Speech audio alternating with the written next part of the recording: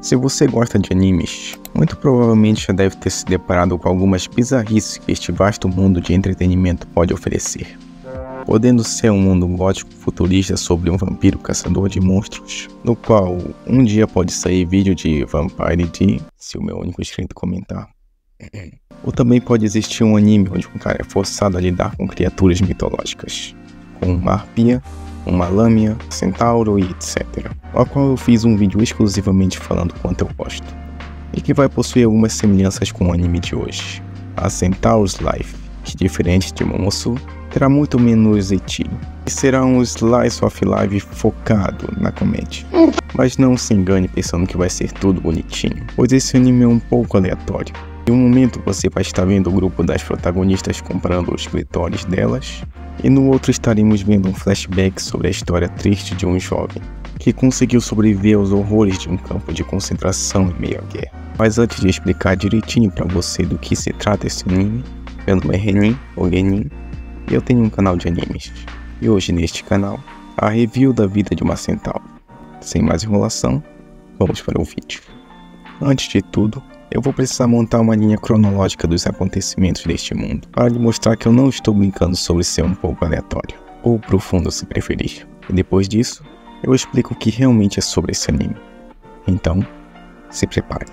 Neste mundo, acredita-se que o início da evolução da humanidade ocorreu-se quando um peixe adaptou-se para andar na Terra, assim como no nosso.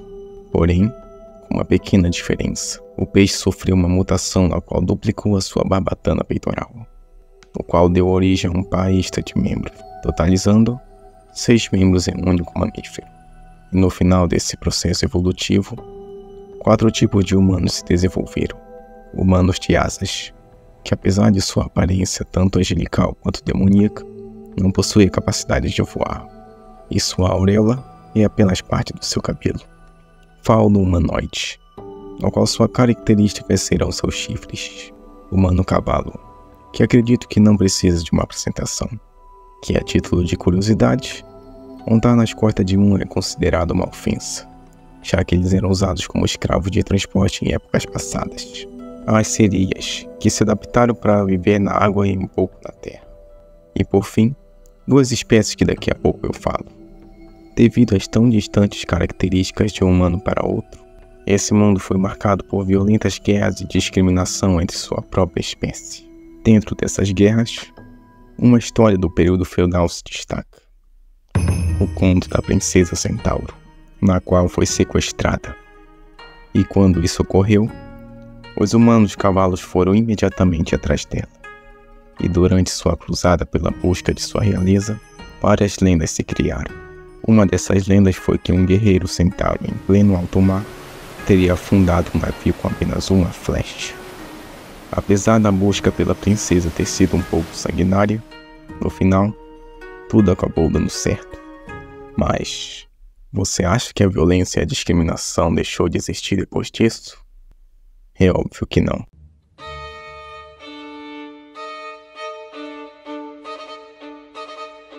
Com o passar do tempo, a tecnologia foi evoluindo. Antes, flechas eram disparadas em meio ao campo de batalha. Agora, achadas assustadoras de metralhadoras.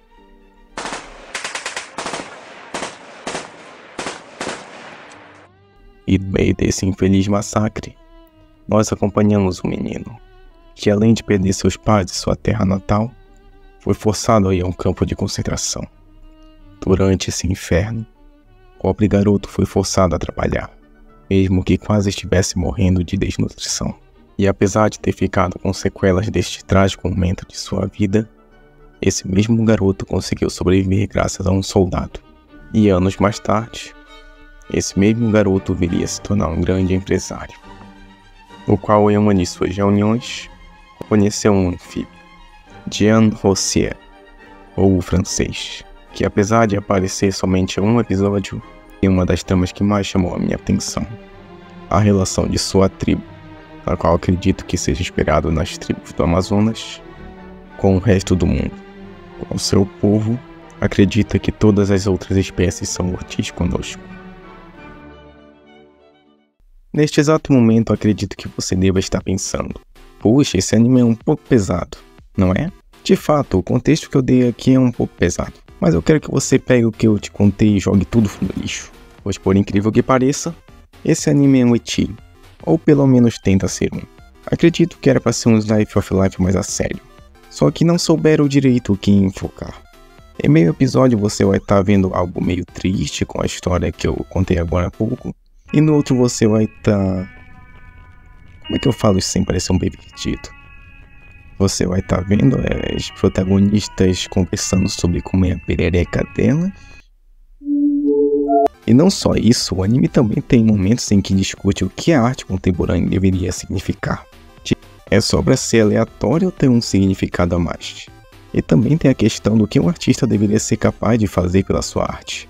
Por exemplo, tem um momento em que uma personagem está conversando com seu pai, e ela manda essa pedrada: se você quer viver da arte, por que não larga tudo? Então ele responde: que tipo de pai eu seria se eu abandonasse um emprego estável para viver de algo que eu nem sequer sei se vai trazer dinheiro? Inclusive tem uma piada sobre comprar cigarros aqui, muito boa. Mas saindo dessa questão de artista, indo para alguns mistérios, existe uma espécie nesse anime que é essa porra aí, no qual são chamados de antárticos, e que por algum motivo o anime fala que eles são mais parecidos com aves do que cobras. Sim, eles com certeza são aves.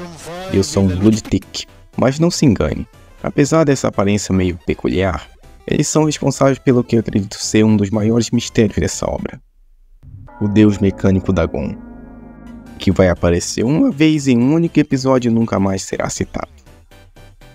Tipo, por quê? Sério, deve ter algo no mangá, mas eu tô com preguicinha de ir atrás.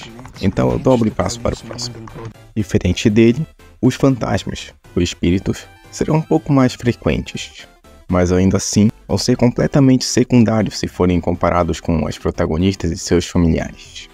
Entretanto, pode citar um pouco deles aqui, como o terrível fantasma do Anomalucaris, e também um espírito protetor de crianças, que, falando nelas, algumas pessoas podem ficar meio desconfortáveis ao assistir em certas partes. Tipo, não tem sexualização, pelo menos eu quero acreditar nisso, pois tem uma parte muito específica em que o anime vai dar um foco numa pequena se trocando. Obviamente eu não vou mostrar isso aqui, apesar de não aparecer mamilos, mas ainda assim, eu não vou arriscar. Só que tem um probleminha nessa cena, que é o fato que ela dura 30 segundos, que parecem 1 hora.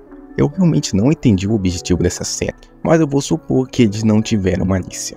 E deixando esse negócio de criança de lado, vamos falar do que realmente se trata esse anime, pelo menos na maior parte do tempo.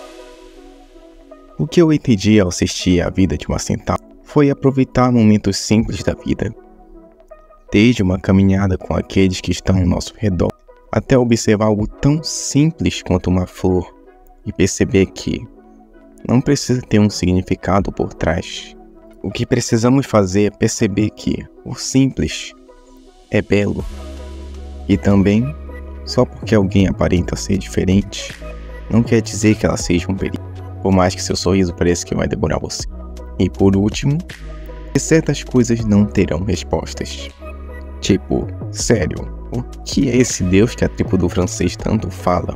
O que deveria ser aquele espírito do episódio 3? E o que deveria significar esse robô do episódio 8? Enfim, muita coisa nesse vídeo tá fora de contexto, mas mesmo assim, acredito que você vai se divertir assistindo esse anime, caso você procure algo diferente. E caso você já tenha assistido, me diga nos comentários o que você achou dele. Enfim, o próximo vídeo vai ser sobre uma música. Então, fique atento no canal. Obrigado para quem ficou até aqui e até a próxima.